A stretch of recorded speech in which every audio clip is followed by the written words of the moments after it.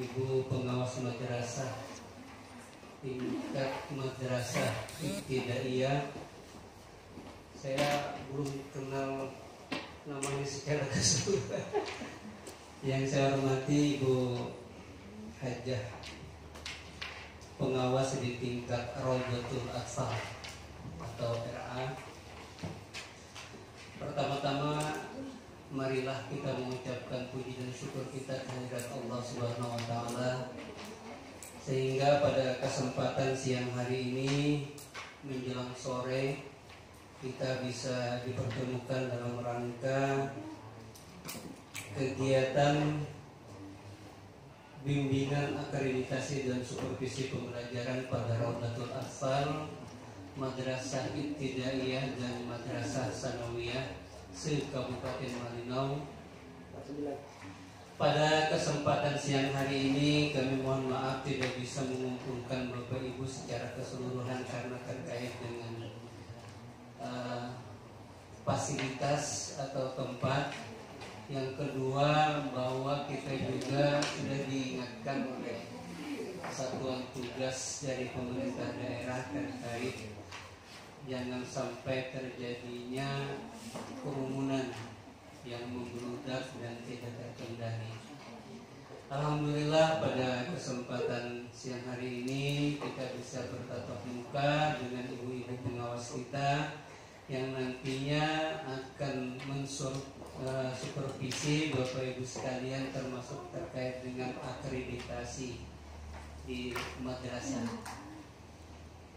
Bapak Ibu sekalian, Kepala Madrasah Sanawiyah yang saya hormati, Kepala Madrasah Sanawiyah Negeri, Kepala Madrasah Sanawiyah Al-Khairat ya, Afriat Malinau, Kepala Madrasah Ibtidaiyah Al-Falah Malinau, dan Kepala Rawdatul Atfal Al-Falah Malinau.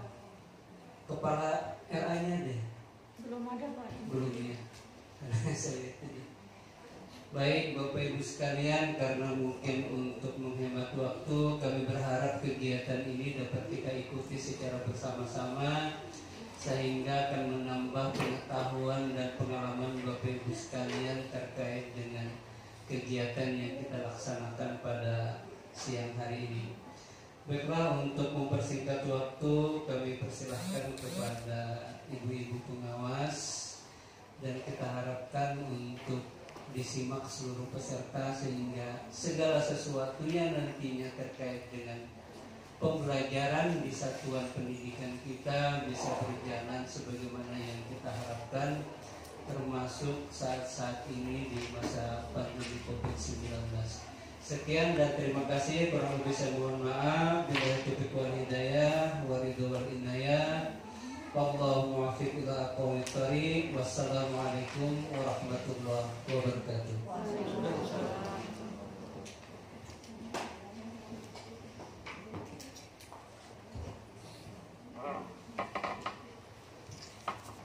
Terima kasih.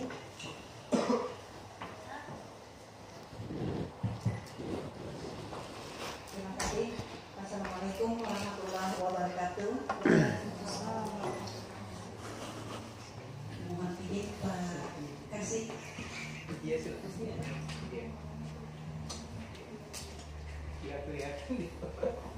Alhamdulillahirabbil alamin wa bihi nasta'in wa ala umuri wassalatu wassalamu ala asyrafil anbiya'i wal mursalin sayyidina wa maulana Muhammadin wa ala alihi wa sahbihi ajma'in. Amma ba'du.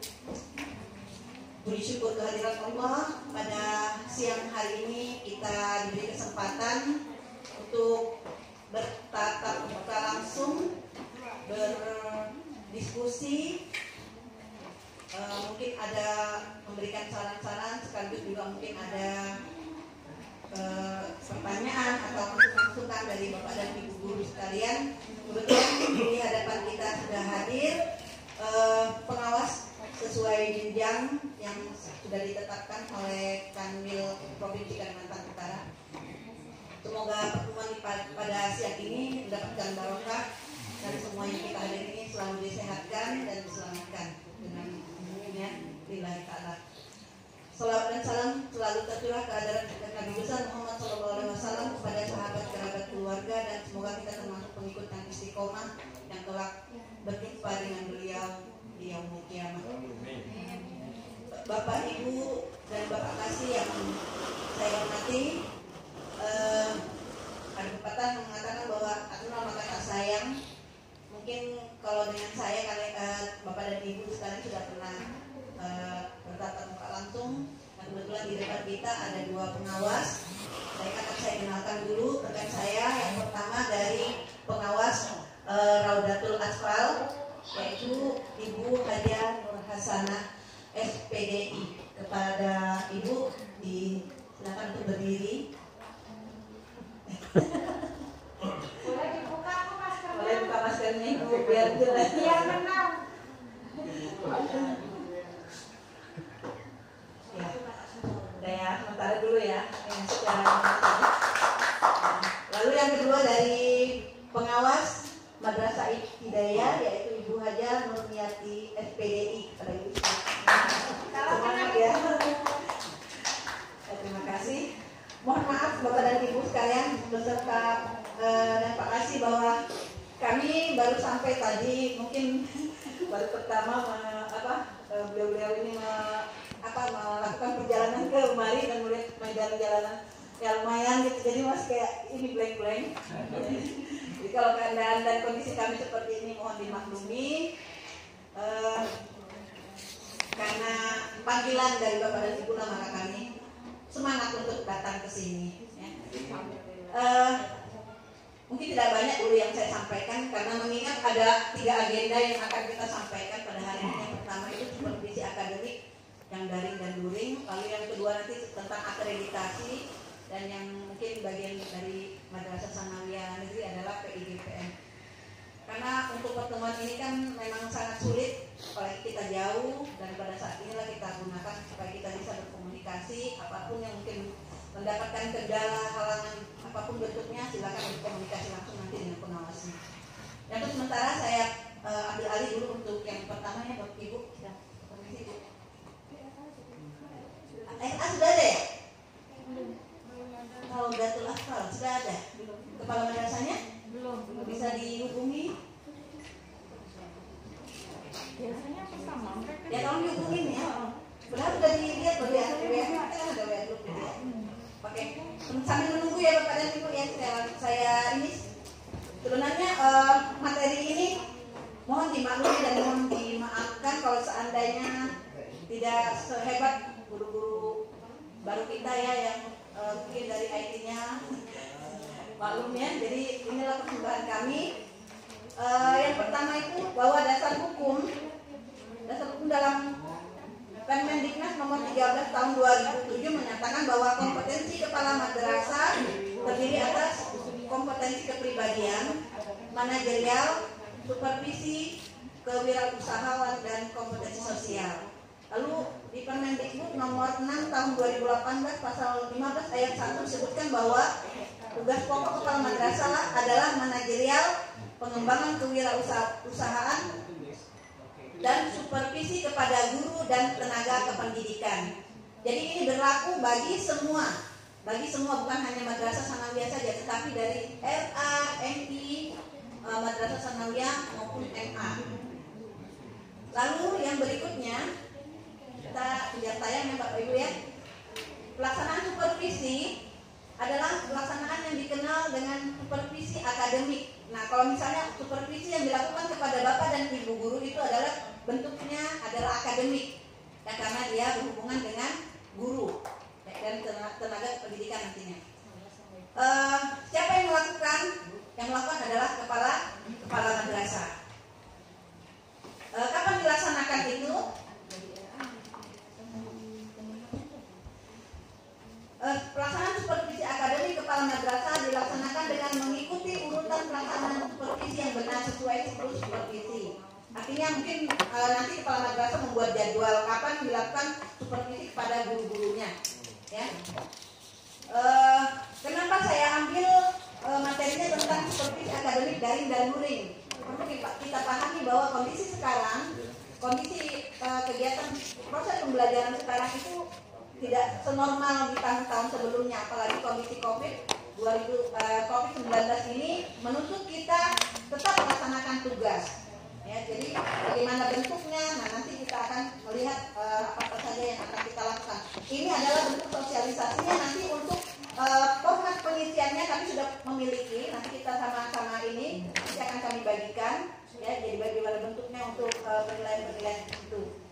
Lalu yang berikutnya lagi, siklusnya bagaimana yang dilakukan oleh kepala madrasah, yaitu mereka merencanakan program supervisi akademik. Jadi silakan nanti ya bapak dan ibu yang kamarnya silakan membuat program supervisi akademiknya, karena setiap tahun itu setiap semester nanti kita harus membuat itu, karena nanti sebagai dasar penilaian untuk membuat PKG, ya, penilaian kinerja guru. Jadi supervisi akademik ini kita lakukan untuk mendapat nilai yang nanti akan terformat di dalam bentuk PKG. Apa swasta boleh, Bu? Semua wajib melakukan, bukan hanya yang negeri saja, ya. Karena sekarang ada aturan bahwa untuk yayasan itu kalau misalnya dia mau merekrut guru, dia harus punya PKG juga. Karena apa? PKG itu kan merupakan raport bagi guru yang bersangkutan. Apakah di tahun semester ini raportnya itu baik atau malah menurun misalnya. Jadi itu adalah ukuran-ukuran penilaian buat guru-guru. Lalu yang berikut, bagaimana merencanakan program supervisi akademik? Ya, guru-guru harus menggunakan pendekatan dan teknik supervisi yang tepat, melakukan analisis hasil supervisi, menindaklanjuti hasil supervisi akademik, dan menyusun laporan hasil supervisi akademik. Jadi bapak dan ibu guru itu sekarang dituntut untuk selalu membuat laporan. Biasanya kan kita melakukan kegiatan pembelajaran itu di awal itu membuat RPP, silabus, ya. Nah, nanti itu juga akan kita ungkap atau akan kita jelaskan. Jadi sekarang itu untuk K13 RPP itu tidak boleh dibuat berdasarkan semester. Misalnya tahun ini semester ganjil ini nanti kita sudah membuat RPP itu lengkap, nggak boleh. RPP itu dilakukan pada saat kita mau melakukan pembelajaran, ya. Karena apa? Karena itulah hasil atau penilaian hasil kinerja kita. Jadi itu yang diukur, bukan kita membuat satu semester lalu itulah nanti yang akan kita gunakan, tidak. Kalau misalnya kita punya jadwal, misalnya hari Selasa kita mengajar bahasa Indonesia, maka RPP yang harus kita siapkan itu ya sesuai dengan hari itu tadi. Di Selasa itu tadi, besoknya itu, berturutan sampai nanti di semester akhir. Jadi seperti itu. Nah, jadi tolong dihilangkan wacana kita bahwa RPP itu kita buat satu semester dan kita drop selama satu semester itu, tidak. Seperti itu. Kalau silabus boleh, karena itu memang dasar dan acuan yang harus kita laksanakan, ya. Yang berikutnya, nah, di wabah COVID-19 ini tentunya tidak sesuai dengan yang kita lakukan di tahun-tahun sebelumnya. Kita bisa melakukan tatap muka, bisa menilai guru-guru kita, bisa menilai siswa kita, ya, dengan tentu dengan penilaian yang mudah. Kenapa? Kita berhadapan langsung dengan objek. Tetapi kalau sekarang tidak, kenapa? Karena kan sekarang melalui daring, ya. Jadi melalui daring dan luring. Nah, jadi bagaimana caranya kepala sekolah melakukan penilaian secara daring dan luring ini tadi, daring dan luring ini tadi? Nah, itu nanti ada acuannya di format penilaian untuk pembuatan kinerja supervisi akademik. Berikutnya, kepala sekolah itu ada 4 tugas yang dia lakukan, ya. Yang pertama itu di supervisi akademik, yang pertama dia melakukan supervisi perangkat pembelajaran. Jadi kepala kita sebagai guru tetap membuat perangkat pembelajaran. Tidak ada istilah, Bu, ini kan COVID, kami tidak melakukan tatap muka, jadi kami tidak melakukan penyusunan program perangkat pembelajaran. Jangan, tetap kita membuat, ya. Jadi bagaimana caranya? Ya, jika kita sudah punya sudah selesai semua, kumpulan musyawarah guru mata pelajaran atau mungkin KKG, maka disinilah kita bisa melakukan rembuk untuk menentukan bagaimana PKM-nya, bagaimana jadwal pelajarannya, bagaimana RPP-nya, bagaimana silabusnya. Nah, disinilah kita bisa berembuk. Ya, jadi itulah manfaatnya kita membentuk KKG dan NGMP ya Bapak dan Ibu. Jadi di sini nanti kita bisa bermusyawarah. Nah nanti untuk supervisi perangkat pembelajaran ini apa saja yang akan dilakukan oleh kepala madrasah, dia akan melihat apa saja yang dia lihat di situ di perangkat pembelajaran ada nggak, lengkap nggak itu, ada kalender pendidikan pertama, lalu ada program tahunannya, ada program semesternya, ada KKM-nya, ada silabus, RPP, jadwal pelajaran, agenda harian, daftar nilai, daftar hadir, buku pedoman guru dan buku pegangan. Nanti di sini ada format penilaiannya, nanti ada di lampiran-lampiran ya Bapak dan Ibu. Ini hanya secara keumum saja kita jelaskan dulu. Lalu ini yang dilakukan oleh kepala madrasah, supervisi perangkat pembelajaran. Jadi mohon maaf, yang mensupervisi guru itu bukan pengawas. Ya, yang melakukan supervisi itu adalah kepala madrasahnya. Yang melakukan supervisi kepala madrasahnya adalah pengawasnya. Jadi berjenjang dia. Ini mohon diluruskan. Jangan nanti Ibu pengawas, nanti kita tidak punya hak untuk mensupervisi guru karena yang berhubungan guru dengan langsung itu adalah kepala madrasahnya. Lalu yang berikutnya saya pencet aja ya. Supervisi pemantauan RPP. Jadi kepala sekolah harus memantau RPP-nya. Nah ini kan sudah mau memasuki tahun ajaran baru ya nanti.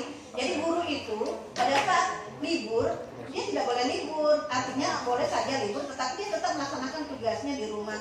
Tentunya kan kita harus mempersiapkan diri sebelum kita masuk tahun ajaran baru. Jangan nanti sudah belajar kita belum punya RPP. Ya, nah ini yang perlu kita luruskan karena sering saya menjumpai itu guru-guru udah mulai ngajar tapi RPP silabusnya nggak ada. Nah ini salah. Ya, sangat salah.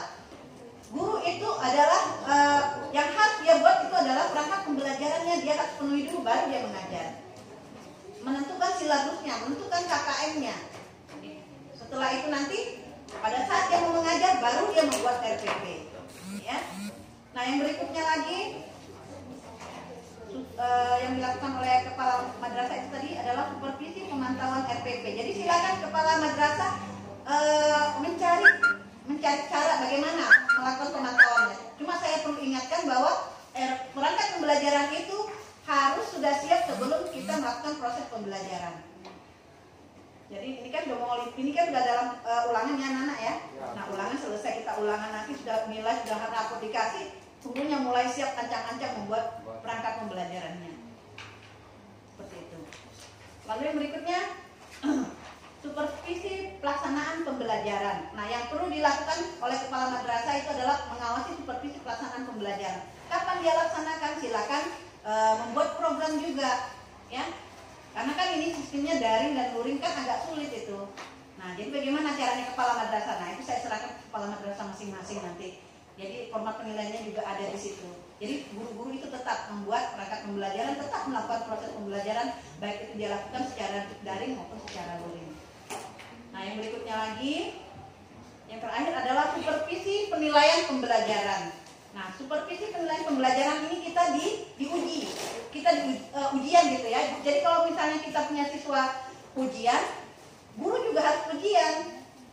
Kenapa harus ujiannya? Itu harus mengukur sejauh mana kemampuan seorang guru di dalam melakukan proses pembelajaran. Ya, inilah nanti nilainya inilah yang akan dimasukkan di dalam PKG-nya itu tadi, penilaian kinerja guru. Jadi semua wajib melaksanakan, baik itu dia swasta maupun dia negeri. Ya, karena nanti untuk swasta itu yayasan itu kan dia juga untuk menentukan guru tetap atau guru yayasan kan harus ada PKG-nya. Nah, itu nanti akan diatur lagi di madrasah itu, kalau nggak salah di seksi madrasah itu ada aturan-aturan seperti itu. Jadi tidak serta-merta dia ditunjuk jadi guru lalu dia boleh melaksanakan tugas semuanya, nggak seperti itu. Jadi tetap ada. Kenapa harus kita lakukan seperti ini? Kenapa guru itu harus mempunyai perangkat pembelajaran? Karena ini nanti ada kaitannya dengan akreditasi Bapak Ibu. Ya, ada kaitannya dengan akreditasi. Karena akreditasi itu kan penilaian 3 tahun terakhir. Kalau ada seorang guru yang tidak melakukan atau tidak membuat perangkat pembelajaran, sementara pada saat akreditasi, dokumen 1 itu adalah dokumen yang pertama yang dinilai oleh asesor. Bagaimana kita mau mendapat nilai baik kalau seandainya dari guru sendiri tidak memenuhi perangkat pembelajaran, menunda-nunda membuat perangkat pembelajaran? Nah, ini jangan. Jadi saya mohon dengan sangat untuk Kabupaten Malinau, jika kemarin-kemarin nggak tahu, sekarang sudah tahu, jadi tolong jangan ditunda-tunda untuk membuat perangkat pembelajarannya. Ya. Supaya apa? Supaya Bapak dan Ibu tidak disulitkan di kemudian hari. Kenapa? Kalau menunda pekerjaan itu kan kadang menyulitkan kita sendiri. Pada saat ada akreditasi baru kalau kabut mau buat, nggak tahu yang kemarin program yang dilakukan apa, sembarang-sembarang. Nah ini yang tidak dibolehkan. Ya. Nah ini hanya informasi sekilas bahwa untuk melakukan supervisi akademik itu adalah kepala madrasah, dan yang perlu dipersiapkan oleh Bapak dan Ibu guru adalah perangkat pembelajaran. Kapan dimulai? Di awal tahun pembelajaran sebelum proses pembelajaran itu berlangsung. Jadi setelah nanti ujian ini, Bapak dan Ibu silakan menyelesaikan dulu administrasi siswanya. Udah ujian selesai, sudah apa semua, kita start untuk melakukan musyawarah. Kalau misalnya ada KKG silakan KKG, kalau ada misalnya MGMP silakan MGMP-nya difungsikan untuk menentukan tahun pelajaran berikut apa-apa yang perlu kita laksanakan. Ya mungkin sampai di sini. Ada yang mau ditanyakan?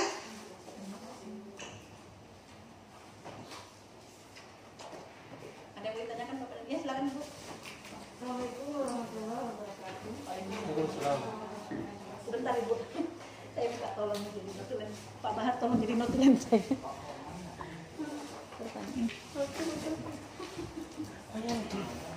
Ya Bu, silakan. Perkenalkan, saya dari MI Al-Falah ingin menanyakan kedepannya Ibu, apakah ada pengawas madrasah di kabupaten, gitu kan? Saya ulang. Untuk kedepannya, adakah pengawas madrasah di kabupaten sehingga kita konsultasi itu lebih mudah karena jaraknya dekat, gitu. Yang kedua, berapa kalikah dalam satu semester itu kepala sekolah melakukan supervisi pada gurunya? Itu saja Ibu aja. Terima kasih. Assalamualaikum warahmatullahi wabarakatuh. Saya jawab dulu ya, biar nggak lupa ya. Saya jawab dulu. Terima kasih Ibu Haja dari Kepala Madrasah Ibu Hidayah Bu ya. Iya, iya. Jadi ditanyakan tadi, adakah nanti pengawas di kabupaten itu Bu? Iya.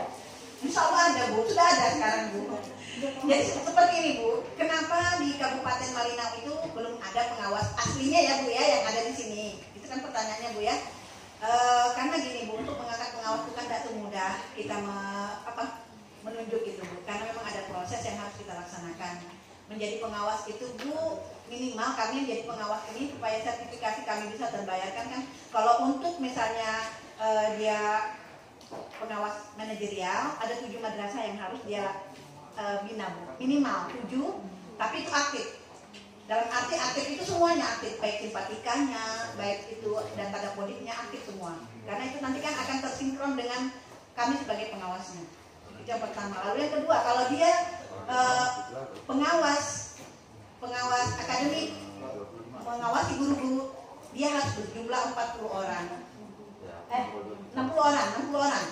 Kalau untuk pengawas akademik, jadi ada 2 Bu, ada pengawas manajerial dan pengawas akademik. Nah itu harus ada 60 orang guru yang jadi binaannya.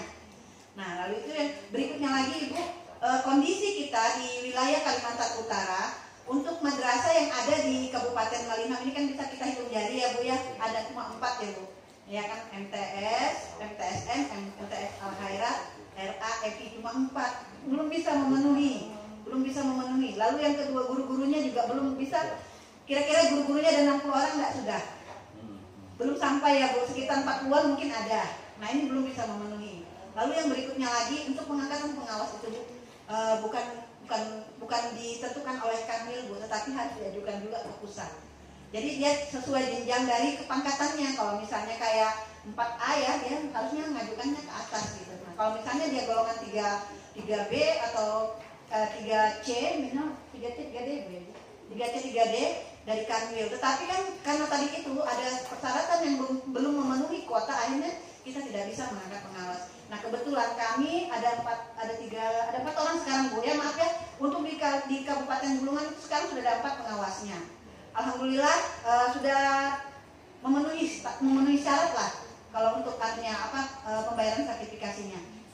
Nah, nanti itu akan dilihat lagi Bu. Kalau seandainya nanti di sini ada MA, nanti teman kami mungkin juga jadi pengawas MA dia di sini. Artinya kami hanya membantu saja.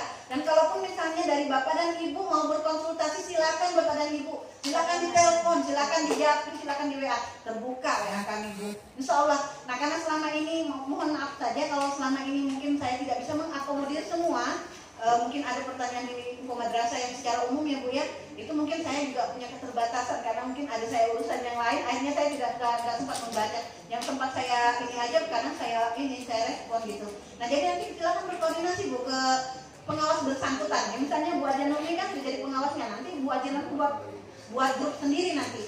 Jadi bisa berkonsultasi di sana.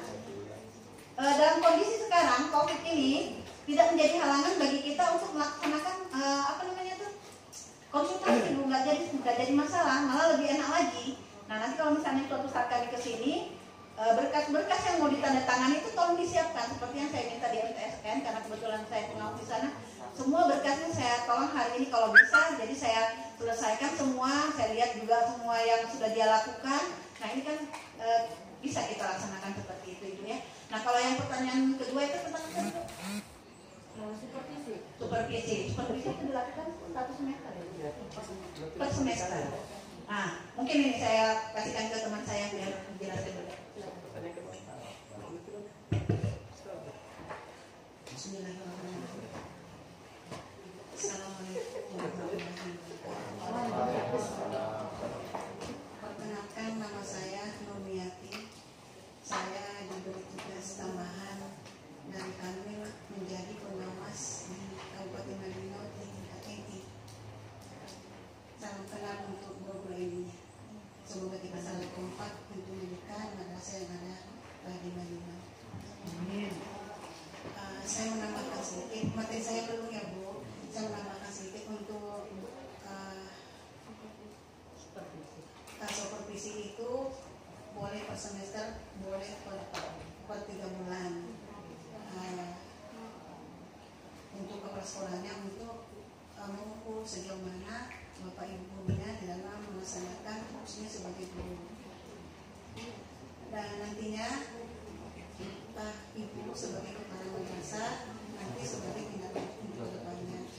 Karena tentu Ibu sebagai kepala madrasah punya cita-cita untuk memajukan madrasah tersebut. Di sini sedikit saya mau bertanya, apakah di NI dan sebelumnya ini sudah memiliki perangkat-perangkat pembelajaran yang terbaru seperti RPP Selembar?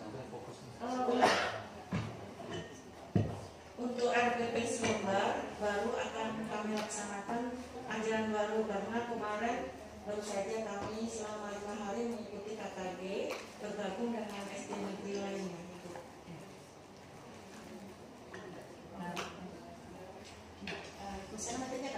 Materinya sudah, tadi materinya sudah, cuma saya berikan pertanyaan saja, mungkin ada yang mau bertanya seputar supervisi ini.